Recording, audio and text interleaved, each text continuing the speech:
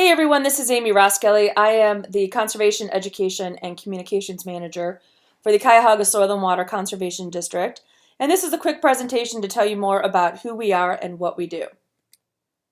So our mission at the district is to implement programs and practices that protect and restore healthy soil and water resources. Feel free to visit our website anytime, cuyahogaswcd.org. There's plenty of information on there. And a little bit of history about soil and water conservation districts. We were formed out of the Dust Bowl of the 1930s. So that was a 10-year period of time where you lost a lot of that good growing soil in the midsection of the country because there was bad farming practices and a drought. And so I'm simplifying this a lot, but it was a huge economic disaster and a huge environmental disaster as well. The two always go hand in hand. So the government finally got together and said, hey, we need to conserve our soil resources. So they created federal agencies, which are now called Natural Resource Conservation Service, but they also created a subdivision of the state agencies called Soil and Water Conservation Districts. So out of something bad many years ago, we have a job. That's kind of the way it happens with environmental stuff. Usually you have something that happens, and then you have laws that are passed and people who are put into jobs to enact those laws and hold them up. There are 88 counties in the state of Ohio, and there are 88 soil and water conservation districts. And they're actually all the way across the United States. There should be one in every county, but sometimes they are combined together. So here in Cuyahoga County, one of our main rivers is the Cuyahoga River. And as many of you know, that is the river that burned. The river burned actually 13 times over about a 100-year period. The most famous one being in 1969. But the picture that you always see is the one at the bottom of the screen, the 1952 fire. That's the one you usually see in the newspapers when that anniversary comes around on June 22nd of the 1969 fire. So there's a little bit of misconceptions about that. We weren't the only city that had a burning river. Other cities did, including Buffalo, Buffalo River, the Rouge River, Chicago River, and several other ones. Most cities that had industries and factories on their waterways at one point or another had a burning river. So why did we have the notoriety of it? And we're going to get to that in one sec. This is a depiction of what our river looked like at that time. And just imagine if our river looked like that now, we would be outraged. Thankfully, people got together and were protesting against this. And while the 1969 fire of the Cuyahoga River wasn't the reason that the Clean Water Act was passed, it certainly was a push in the right direction. So why do we have the notoriety of it? Why do people know of our river, of all rivers, as being the one that burned? So our last fire on the river was on June 22nd of 1969, and it was a relatively small fire. That's the picture you see on the right there. It was a train trestle that was burning, put out relatively quickly. Nobody died. It cost about $100,000 in damage, and the reason we have the notoriety of it is because that same year, a couple months later in August, Time Magazine put out an issue with a new feature on the environment, and they featured the Cuyahoga River in the city of Cleveland. So there was some pretty damning quotes in there about our fair city and our river, and this put out this image to the rest of the country and the rest of the world about who we were. If you read this quote here, some river, chocolate brown, oily, bubbling with subsurface gas. It oozes rather than flows. Anyone who falls into the Cuyahoga does not drown, he decays. And all of these quotes here, I'm not going to read all of them, but this was the image we were putting out to the country and to the world. And I think the biggest one is on the bottom there. What a terrible reflection on our city. And, I don't know if we've lived this down completely. I still hear people telling the silly jokes about the river burning and the mistake on the lake and all those other things, where Cleveland is an amazing city. And I hope that even, some of the people here I hear saying those kind of things. So I hope that we can get over that. I know we have quite a bit, but I hope we can get over even more so people can really embrace the kind of city that we've become. So even though we have this sordid past, I like to say that we make lemonades out of lemons because we now have Burning River beer. I love the fact that Cleveland is a city with a lot of history to it, and we've taken some of the good and the bad things, and we embrace them. We don't try to hide them.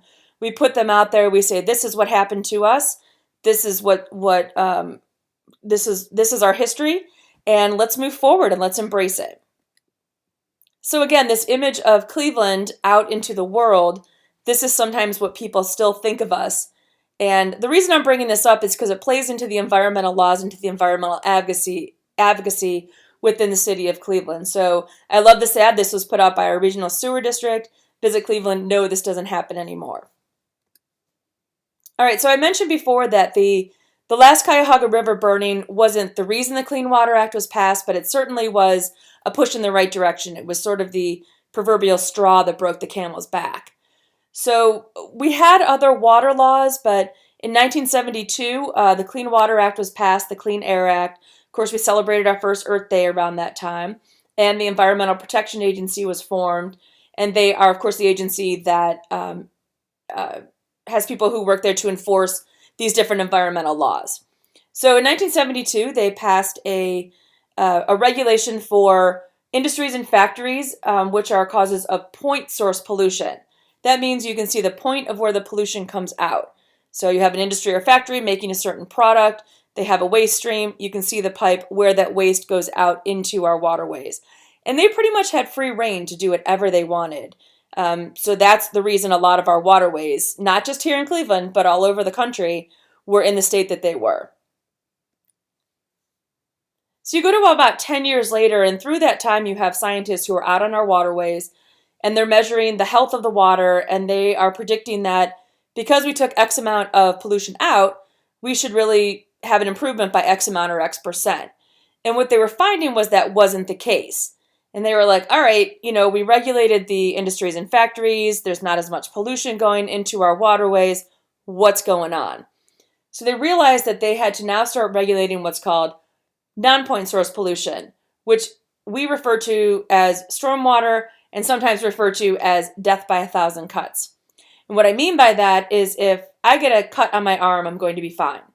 If I get in an accident and I get 1,000 cuts over my body, it opens me up to disease, infection, and possible death. It's the same thing when it comes to stormwater, because one of these pollutants going into our storm drain, into our waterways, is not enough to take it down, but we have the cumulative effect of all these different pollutants that we're going to go over here in a couple slides. So the Clean Water Act came up with these, or the EPA came up with these minimum control measures, and there are 6 of them, and the reason the 4 of those are highlighted is those are what we mainly concentrate on at the Cuyahoga Soil and Water Conservation District.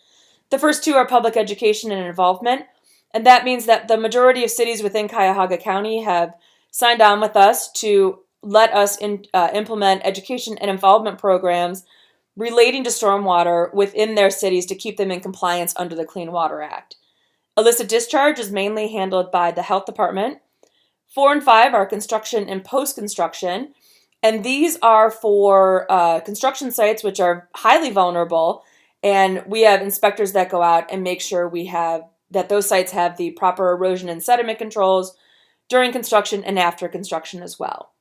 Number 6, pollution prevention, good housekeeping are your community's bus garages or salt piles or the like, and just making sure that nothing runs off of those areas.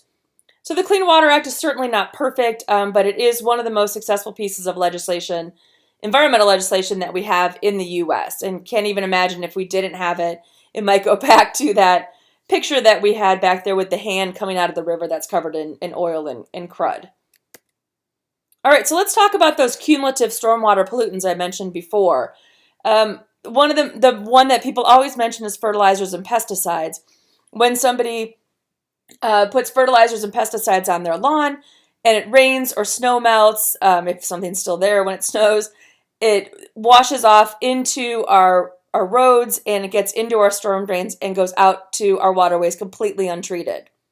Oil and gas from leaking cars, if you look at the picture there, the nice shiny spot in the parking lot.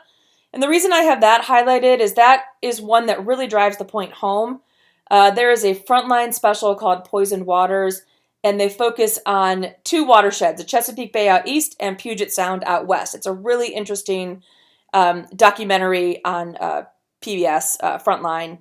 And the scientists who were out there studying the Puget Sound watershed found that the amount of oil from leaking cars that flows into Puget Sound every 2 years is equivalent to the 1989 Exxon Valdez oil spill. So that's a great way to drive it home, because you know about that oil spill. You know about it on the big, larger scale. That's happening all the time, and that's just one of these stormwater pollutants. So you have car washing. If you're washing your car in your driveway and you pour that soapy water into the street, that gets into our storm drains, out to our waterways completely untreated. Road salt, each one of these has its own presentation underneath it that we can expand into, but road salt is a huge pollutant. Pet waste, there's about 90,000 dogs within Cuyahoga County alone. So that's a lot of dog waste and a lot of bacteria that can end up in our waterways if it's not picked up and disposed of properly. Of course, litter, sedimentation or soil, that's mainly on the construction sites. Impervious surface, we have a lot of that in Cuyahoga County because we are very developed.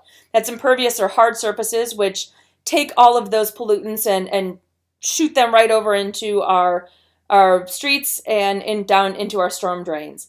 Now, I mentioned green concrete here because lawns are basically green concrete. That soil underneath is very compacted, and basic grass doesn't do a whole lot to soak a whole lot of rainwater in there. So pollutants and everything are running off of that, not as quickly, but almost as quickly as your hard impervious surfaces.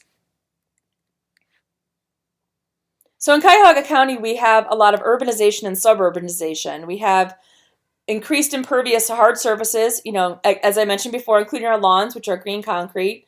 At one point we had about 1.5 million people within the city of Cleveland, and that's about what we have within the county. So people have moved out. You get that urban sprawl, and the suburbs are being built out even more than ever. All those hard surfaces that you need infrastructure, you need sidewalks and schools and churches and stores and homes and everything. And with that comes all of those hard surfaces. And with that comes the rain and the snow melt that comes off of that, taking with it those pollutants even faster and going down into our storm drains and out to our waterways. So it affects our water quality. It also affects our water quantity as well. A lot of places that never had flooding before now have flooding because the flow of water is quicker into those storm drains and out to the waterways. It wasn't meant to have this much hard surface in our environment. Cuyahoga County is over 95% developed. That doesn't mean it's 95% impervious or hard surface, but there's really not a whole lot of places to go out from here. 95% developed is a very urban environment, and the development comes with those hard or impervious surfaces, which of course, as I mentioned, take that water and all those pollutants and shoot them down into our storm drains and out to our waterways.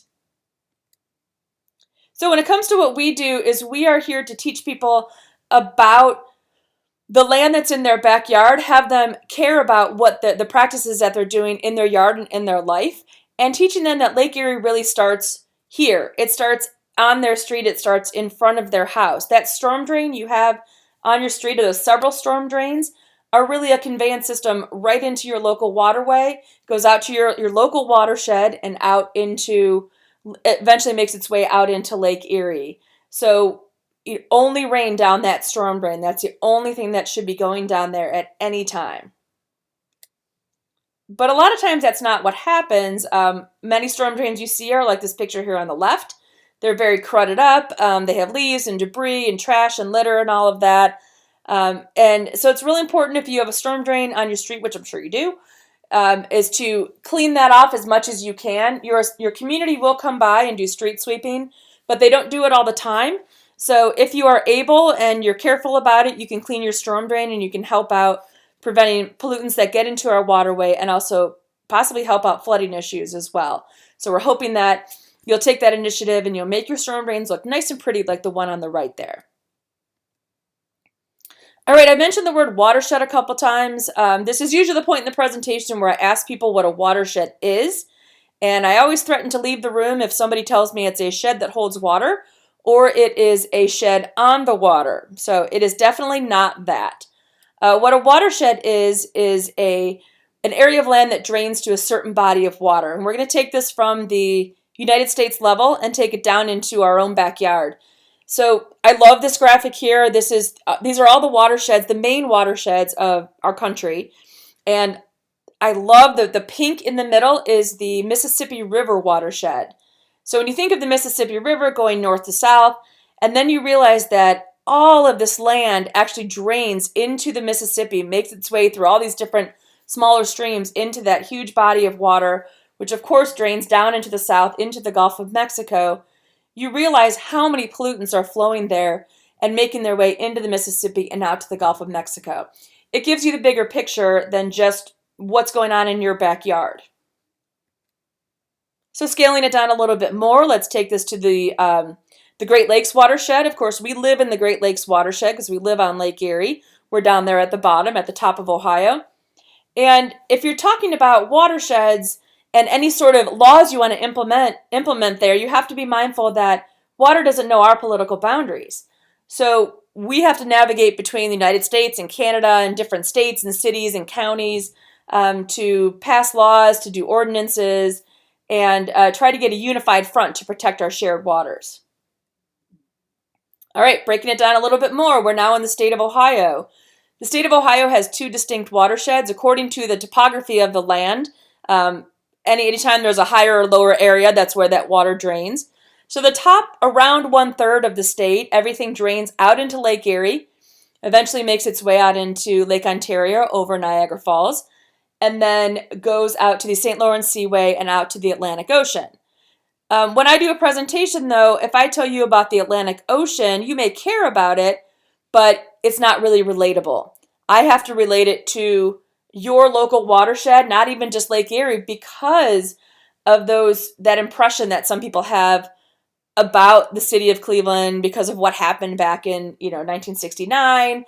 So even some people here within the city are saying, well, I don't go up the lake, it's dirty, and I don't really care what happens there. And they don't realize that what they do in their backyard actually does affect Lake Erie in a positive and negative way.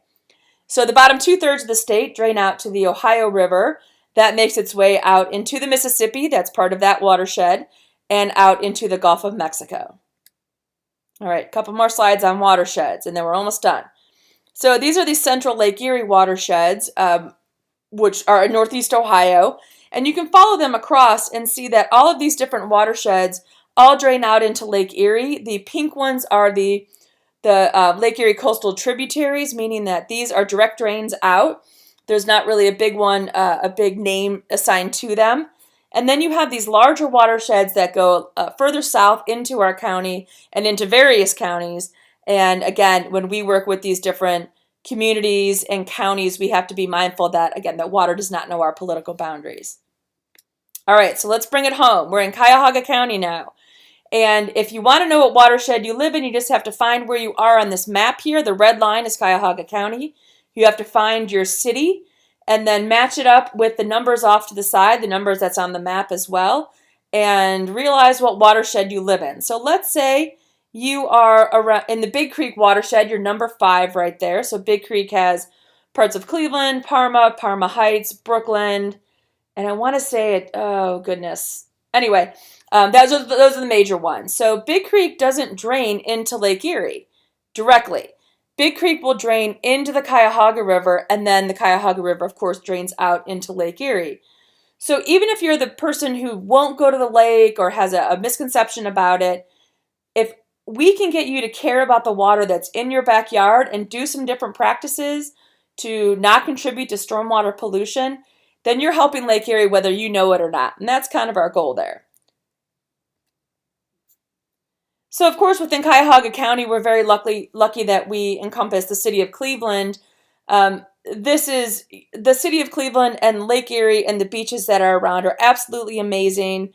And they really need to be embraced by Clevelanders and by people within this county. And they need to be celebrated, and they need to be protected as well. So I really encourage you to get involved with the Soil and Water Conservation District or any watershed group, and please contact us. We can help you with that.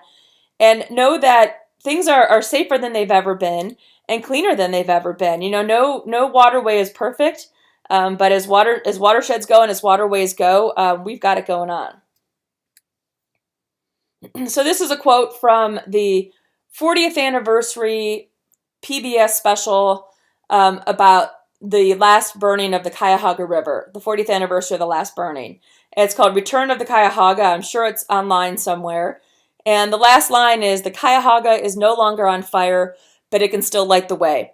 So the burning of the Cuyahoga River and the resurgence of the Cuyahoga River is a true environmental success story, and it's one that should be celebrated. And 50 years ago now, our river was almost completely dead. It was had no plant life in it, aquatic life, anything like that. And to come as far as we have in 50 years, to people out there fishing and recreating and bringing tourism back into our area is just amazing. So we are a major success story, and again, it's one that needs to be celebrated. So at our district, we work to protect those soil and water resources, and we work to keep cities and communities in compliance under the Clean Water Act. We also have watershed coordinators on staff, and we get involved with a whole bunch of different areas that relate to these different topics. Again, feel free to visit our website at cuyahogaswcd.org. Our hashtag is Lake Erie Starts Here, because Lake Erie starts with you. Lake Erie starts on your street. It really starts right here wherever you are. And we're on social media as well. We're on Facebook at Cuyahoga Soil and Water Conservation District, and on Instagram at Cuyahoga SWCD. So contact us if you have any questions, you want to get involved. We have plenty of educational events. If you go to our website and click under events, you'll see a whole host of them on there that you can come to and learn more about what we do. Thanks, everyone.